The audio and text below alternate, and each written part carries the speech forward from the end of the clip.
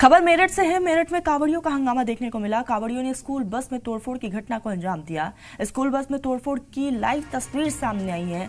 School bus से side लगने के बाद कांवड़ियों ने ये तोड़फोड़ की है। कांवड़ियों ने स्कूल बस को तहस नहस कर दिया। पुलिस ने समझा बुझाकर मामले को शांत करवाया है। गाजियाबाद का ये पूरा मामला बताया जा रहा है।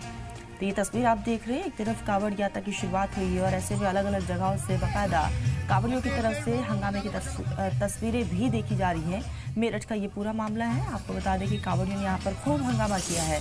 कांवड़ियों ने स्कूल बस पर तोड़फोड़ की और ये तस्वीर आप देख रहे हैं कि किस तरह से स्कूल बस में तोड़फोड़ करते हुए हंगामा वहाँ पर किया गया। तुरंत वहाँ पर पुलिस इंतजामिया की टीम पहुंची। हालांकि इस पूरे मामले को पुलिस की तरफ से समझाकर शांत करवा दिया गया है, लेकिन आए दिन इस तरह की खबरें सामने आ रही हैं।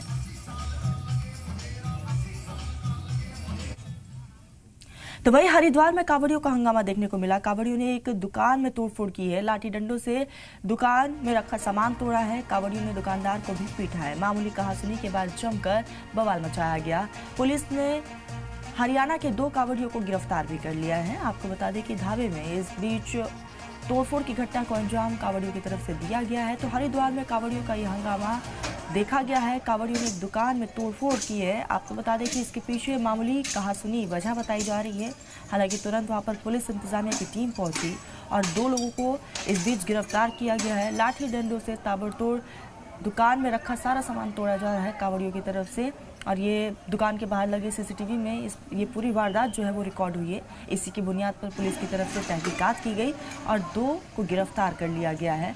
मामूली कहासुनी इसके पीछे की वजह है और आए दिन अलग अलग रियासतों से इस तरह की खबरें निकलकर सामने आ रही हैं। कांवड़िया जो कांवड़ यात्रा में शामिल हुए हैं वो लगातार हंगामा करते हुए भी नजर आए।